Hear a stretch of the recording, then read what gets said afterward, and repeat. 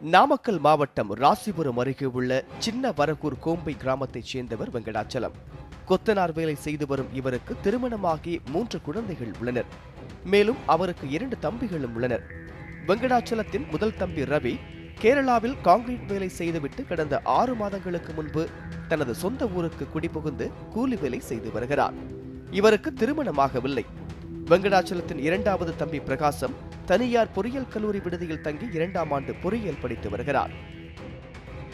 வெங்கடாச்சலம் தனது தாய், மனைவி, 3 குழந்தைகளுடன் ஒரு வீட்டிலும் அதன் அருகிலேயே ரவி தனியாக ஒரு வீட்டிலும் வசித்து வந்துள்ளனர். இந்நிலையில் கடந்த சில மாதங்களாகவே வீட்டில் வெங்கடாச்சலத்திற்கும் அவரது தம்பி ரவிக்கும் அடிக்கடி குடும்ப தகராறு ஏற்படும் என கூறப்படுகிறது. இந்நிலையில் கடந்த மாதம் ஒரு நாள் அண்ணன் தம்பிக்கு இடையே தகராறு அதிகமாகியுள்ளது. இதில் ஆத்திரமடைந்த அண்ணன் வெங்கடாச்சலம் தம்பியை கடுமையாக தாக்கிவிட்டு வீட்டை விட்டு வெளியே அனுப்பியுள்ளார். அதன் பின்பு ரவியை காணவில்லை. நீண்ட நாட்களாக ரவியை காணாததால் வீட்டின் அருகில் உள்ளவர்கள் ரவி எங்கே என்று கேட்டுள்ளனர். அதற்கு வெங்கடாச்சலம் குடும்பத்தினர் சரியான பதில் அளிக்கவில்லை. இதனால் சந்தேகமடைந்து ஊரில் உள்ள பெரியவர்கள் வெங்கடாச்சலத்திடம் ரவியை பற்றி விசாரணை செய்துள்ளனர். அதன் பின்பு வெங்கடாச்சலம் தனது தம்பியை தானே அடித்துக் கொன்றதாக ஒப்புக்கொண்டுள்ளார். பின்னர் அன்றே காவல் நிலையத்தில் சரணடைய போவதாகவும் கூறியுள்ளார். ஆனால் சொன்னது போல் காவல் நிலையத்தில் அவர் சரணடையாததை அடுத்து ஊர் பொதுமக்கள் காவல்துறையிடம் புகார் தெரிவித்தனர். அதையடுத்து வெங்கடாச்சலம் கிராம நிர்வாக அலுவலர் சீனிவாசனிடம் சரணடைந்தார். பின்னர் ஆயில்பட்டி காவல்துறையினரிடம் வெங்கடாச்சலம் ஒப்படைக்கப்பட்டு விசாரணை மேற்கொள்ளப்பட்டது. கடந்த ஜனவரி மாதம் 6ஆம் தேதி வெங்கடாச்சலம், அவரது தம்பி ரவி மற்றும் வெங்கடாச்சலத்தின் 3 நண்பர்கள் அனைவரும் வெங்கடாச்சலத்தின் தோட்டத்திற்கு சென்று மது அருந்தியுள்ளனர்.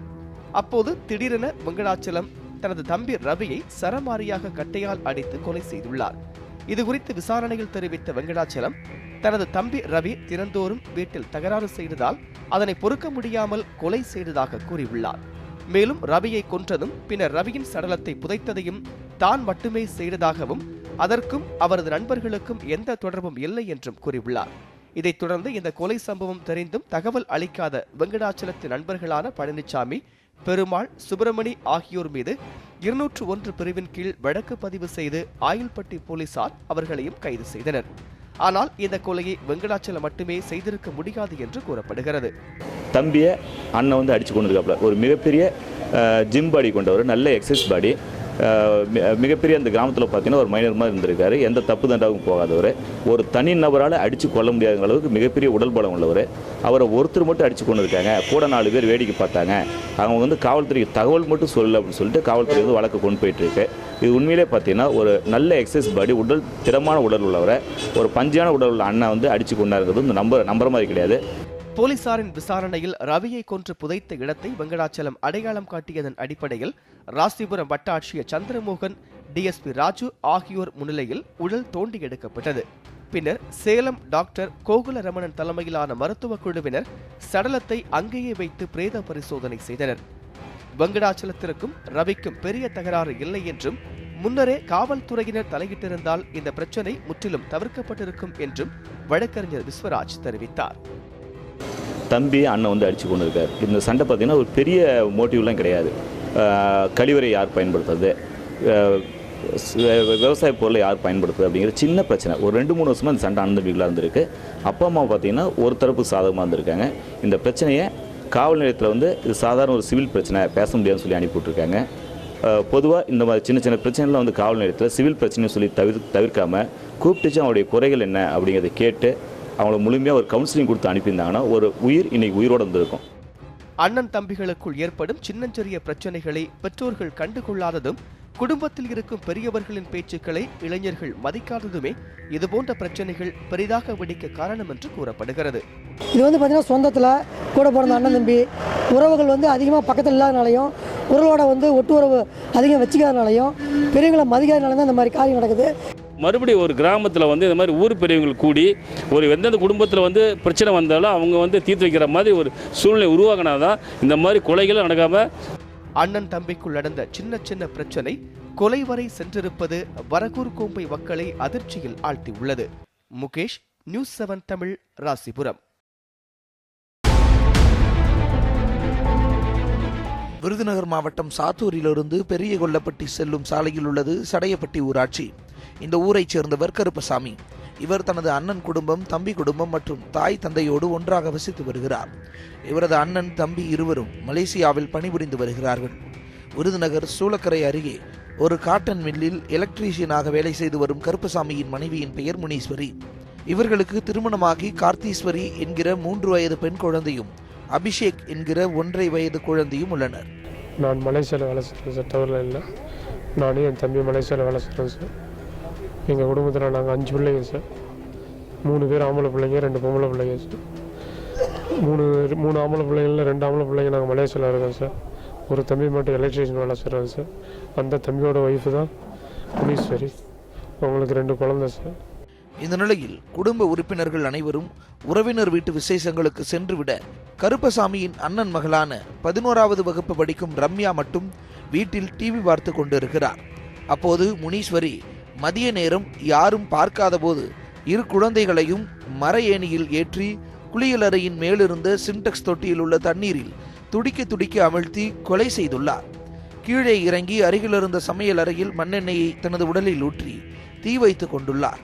வலி தாங்காமல் அலறி தீயை தானாகவே அணைத்துவிட்டு 70% தீக்காயங்களுடன் தனது வீட்டுக்கு வந்திருக்கிறார். கதவை திறந்த ரம்யாவிடம் நடந்த விவரத்தை கூறிவிட்டு மயக்கமடைந்திருக்கிறார். அன்னைக்கு யாருமே இல்லை வீட்டில். எல்லாரையும் ஜவுளி எடுக்க போயிட்டு வாங்க அப்படி இப்படின்னு அனுப்பி விட்டாங்க. பிள்ளைங்களையும் தூக்கிட்டு போய் மரத்தடியில் வச்சுருந்தாங்க. நான் உள்ளே இருந்தேன். சூறாவளி காற்று வந்துச்சுன்னு கதவு முடியல. காற்று போய் கதவை திறந்துருக்கேன். கொளுத்திட்டு வந்து நின்னாங்க. என்னாச்சும்மா கேட்டேன். இப்படி ஆயிடுச்சுமா அப்படின்னாங்க. குழந்தைய கொன்னுட்டேன் அப்படின்னாங்க. ஏம்மா இப்படி பண்ணேன், தெரியாமல் பண்ணிட்டேன் அப்படின்னு சொன்னாங்க சார். அடுத்து தகவல் அறிந்த சாத்தூர் தாலுகா போலீசார் சம்பவ இடத்திற்கு வந்து ஆம்புலன்ஸ் மூலம் முனீஸ்வரியை சாத்தூர் அரசு மருத்துவமனைக்கு அனுப்பி வைத்தனர். பச்சிளங்குழந்தைகளின் சடலங்களை கைப்பற்றி பிரேத பரிசோதனைக்காக அமரர் ஊர்தி மூலம் அனுப்பி வைத்தனர். சாத்தூர் அரசு மருத்துவமனையில் பிரேத பரிசோதனைக்கு பிறகு குழந்தைகளின் சடலங்கள் குடும்பத்தினரின் வசம் ஒப்படைக்கப்பட்டது.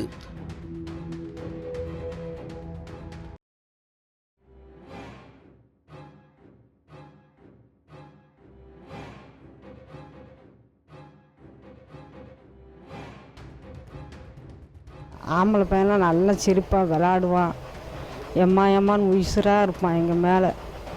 எம்மா வாம்மா, எம்மா உப்புக்கார் வந்துட்டா வாம்மான்னு சொல்லுவான். உப்புக்கார் வந்துட்டா வாம்மான்னு சொல்லுவான். நல்ல எம்மா போன் வந்துச்சு, அப்பா வந்திருக்கு வாம்மா, அப்பா பேசுதுமா அப்படின்னு சொல்லுவான். எப்படித்தான் தூக்கிட்டு போய் எப்படித்தான் செஞ்சான்னு தெரியல சார். முனீஸ்வரி உயிருக்கு ஆபத்தான நிலையில் மதுரை அரசு மருத்துவமனையில் சிகிச்சை பெற்று வருகிறார். நாங்கள் சாத்தூர் ஜவுளி எடுக்க போயிட்டு வருவோமா அப்படின்னு சொன்னதுக்கு சரி போயிட்டு வாங்க அப்படின்னு சொல்லி அவள் தான் அனுப்பி வச்சா. இது பிள்ளைகளில் தூக்கிட்டு நல்லா தூங்க வைக்கிறாள் அப்படின்னு நினச்சிட்டா நாங்கள் போயிட்டு வந்துடுறோம்மா அப்படின்னு சொல்லிட்டு சரின்னு சொல்லிட்டு போனோம். அன்னைக்கு பார்த்து வீட்டில் ஒருத்தர் யாருமே இல்லை. எல்லோரும் அங்கங்கே போயிட்டாங்க. நாங்களும் சரி பக்கத்தில் வேலை நடக்கல, ஆள் இருப்பாங்க, மொத்தம் அவங்களும் எங்கள் தம்பி அவங்க எல்லோரும் இருப்பாங்க. அவங்களும் அன்னைக்கு பார்த்து இல்லை. அவளாம் அந்த முடிவு எடுத்துகிட்டு வந்திருக்கா. இந்த அளவிற்கு கொடூரமாக தான் பெற்று பாலூட்டி சீராட்டி வளர்த்த குழந்தை பிஞ்சுகளை தண்ணீரில் அமிழ்த்து கொலை செய்ததோடு தானும் தீக்குளித்து தற்கொலைக்கு முயன்று உயிருக்கு போராடி வரும் முனீஸ்வரியின் இந்த செயலுக்கு காரணம் என்ன என போலீசார் பல்வேறு கோணங்களில் விசாரணை நடத்தி வருகின்றனர். உயிருக்கு போராடி கொண்டிருக்கும் முனீஸ்வரி தன்னை பார்க்க வருபவர்களிடம் குழந்தைகளை மனம் பேதலித்து ஒரு கணம் யோசிக்காமல் கொன்றுவிட்டதாக புலம்பி வருகிறார். நேற்று ஆஸ்பத்திரியில் போய் என்னம்மா முனீஸு இப்படி செஞ்சுட்டியே அப்படின்னு நான் கேட்டேன் சார். ஏதோ பாட்டி எனக்கு ஒன்றுமே நிதானம் இல்லாமல் நான் போய் செஞ்சிட்டேன் பாட்டி. அக்கம் பக்கத்திலும் குடும்பத்தாரிடமும் முனீஸ்வரி குறித்து விசாரித்த வரை அனைவரும் ஒருவருக்கொருவர் சந்தோஷமாக பழகி ஒரே வீட்டில் வசித்ததாகவே கூறுகிறார். வீட்டில் அவ்வளோ ஒரு பெரிய பிரச்சனை, எங்கள் பிள்ளையை கொண்ட அளவுக்கு எந்த பிரச்சனையும் கிடையாதுங்க சார். அந்த மாதிரி நான் வீட்டில் 1 மணி வரைக்கும் வேலை இருந்துச்சு. என் கூட பொண்ணு வேலை பார்த்துட்டு தான் இருந்துச்சு. வேலை பார்த்துட்டு இருக்கோம். சரி தூங்க போட்டுட்டு நான் சாத்தூர் வரைக்கும் போகணும்னு போயிட்டு வர்றதுக்குள்ளே அந்த மாதிரி பண்ணிட்டாங்க சார். ஏன் அப்படி பண்ணான்னு தெரியலங்க சார். ஆஸ்பத்திரியில் போய் அங்கே பெட்டில் இருக்கையில் எதுக்கு என் கூடவே இருங்கக்கா, எங்கிட்டும் போயிடாதீங்க, என் பக்கம் எரியுதுக்கா, மருந்து தான் போட சொல்லுங்க. ஏம்மா இப்படி பண்ணுங்கிறதுக்கு எப்படி தான் செஞ்சேன்னு தெரியலக்கா. நான் உட்காந்துட்டே தான் இருந்தேன். போய் செஞ்சுட்டேன்னு சொல்லி ஒரே அழகான தான் சார். அன்றைக்கி நடந்த அன்றைக்கி எந்த இதுவும் இல்லை சார். எப்படி தான் செஞ்சாலே என்னங்கிறதுன்னு நீ பகவான் தான் பொறுக்கணும் சார். இந்த நிலையில் தீவிர சிகிச்சை பெற்று வந்த முனீஸ்வரி சிகிச்சை பலனின்றி உயிரிழந்துள்ளார். ஆனால் பெற்ற குழந்தைகளை தண்ணீரில் அமிழ்த்தி திட்டமிட்டு கொலை செய்து தானும் தற்கொலை செய்து கொண்ட முனீஸ்வரியின் மனநிலை தடுமாற்றத்திற்கு காரணம் என்ன என்பது மர்மமாகவே நீடிக்கிறது. ஹமீத், நியூஸ் 7 தமிழ், விருதுநகர்.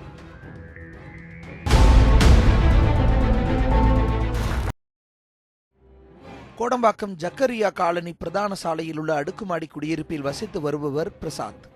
இவர் மயிலாப்பூர் மென்பொருள் நிறுவனம் ஒன்றில் மென்பொறியாளராக பணிபுரிந்து வருகிறார்.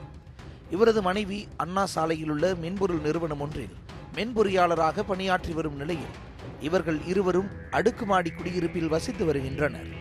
இந்த நிலையில் கடந்த 16ஆம் தேதி தனது குடும்ப நிகழ்ச்சி ஒன்றில் பங்கேற்பதற்காக பிரசாத் தனது மனைவியுடன் பெங்களூரு சென்றிருந்தார். 3 நாட்களுக்கு பிறகு பிரசாத்துக்கு அவரது எதிர் வீட்டில் குடியிருக்கும் முகமது ஜலாலுதீனிடமிருந்து செல்பேசியில் அழைப்பு வந்தது. பிரசாத்தின் வீட்டு கிரில் கதவு பூட்டு உடைக்கப்பட்டுள்ளதாகவும் கதவு திறந்திருப்பதாகவும் தகவல் கிடைத்தது. உடனே அதிர்ந்து போன பிரசாத் ஜலாலுதீனிடம் காவல் நிலையத்தில் புகார் கொடுக்க கூறியுள்ளார். வாக்கிங் போக வெளில வந்தப்போ அதில் லாக் இல்லை. லாக் இல்லை, பால் பாக்கெட்டு எடுக்கணுமா என்னன்னு சொல்லிட்டு கேட்டிருந்தேன். லாக் இல்லை, இன்னும் லாக் இல்லை அப்படின்னு சொல்லி பார்த்தா அப்போ பார்த்தாரு, இன்னும் லாக்கே இல்லையே, ஆள் இருக்காமல் ஆள் யாருமே இல்லையே. அதுக்கப்புறம் பார்த்தாக்கா அந்த மாதிரி பூட்டு அது மாதிரி உடஞ்சிருக்கு. இமீடியட்டாக அவங்களுக்கு ஃபோன் பண்ணி சொன்னோம், அந்த ஹவுஸ் ஓனருக்கு ஃபோன் பண்ணி சொன்னோம். இந்த மாதிரி தெஃப்டாக இருக்கு போல இருக்குது அப்படின்னு சொல்லிட்டு சொன்னோம். இதையடுத்து கோடம்பாக்கம் போலீசார் சம்பவ இடத்திற்கு விரைந்து வந்து கைரேகை நிபுணர்களுடன் விசாரணை நடத்தினர். பின்னர் பெங்களூருவிலிருந்து அவசரமாக கிளம்பி சென்னைக்கு வந்த பிரசாத் வீட்டிற்கு வந்து பார்த்தபோது பீரோவில் வைத்திருந்த 85 சவரன் தங்க நகைகள், முத்து மணிகள், வெள்ளி பொருட்கள் கொள்ளை போயுள்ளது தெரிய வந்துள்ளது. பீரோவில் ரகசிய இடத்திலிருந்து தங்கம் மற்றும் முத்து நகைகளை கருவி ஒன்றின் துணையோடு கொள்ளையடிக்கப்பட்டுள்ளதாக பிரசாத் தெரிவித்துள்ளார். பார்த்தா எல்லாம் கோல்டு, ஒன்லி காஸ்ட்லி ஐட்டம்ஸ் மட்டும், கோல்டு சில்வர் மட்டும் வீட்டில் எதுவுமே இல்லை. காசு அவ்வளோ இல்லை, வைக்கல. மேபி அரௌண்ட் 2000-3000 இருக்கும். அதையும் எடுத்து போயிட்டாங்க, ஒன்றுமே இல்லை. ஆனால் வேறு எதுவும் எலக்ட்ரானிக் குட்ஸு, லேப்டாப் எதுவுமே தொடல, ஓன்லி கோல்டு அண்ட் சில்வர் மட்டும். இது தொடர்பாக கோடம்பாக்கம் காவல் நிலையத்தில் கொடுத்த புகாரின் பேரில் கோடம்பாக்கம் போலீசார் விசாரணை மேற்கொண்டு வருகின்றனர். அதிக அளவிலான பணமோ நகைகளையோ தங்கள் வீட்டில் வைத்திருப்போர் வெளியூர்களுக்கு செல்ல நேரிட்டால் அருகில் உள்ள காவல் நிலையத்திற்கு தகவல் தெரிவித்துவிட்டு செல்லும்படி பொதுமக்களுக்கு அவ்வப்போது அறிவுறுத்தி வருவதாகவும், ஆனால் பொதுமக்கள் அலட்சியப்படுத்துவதால் தான் இது போன்ற சம்பவங்கள் நிகழ்வதாக காவல்துறையினர் தெரிவிக்கின்றனர். நியூஸ் 7 தமிழுக்காக ஒளிப்பதிவாளர் பிரபாகருடன் மணிகண்டன்.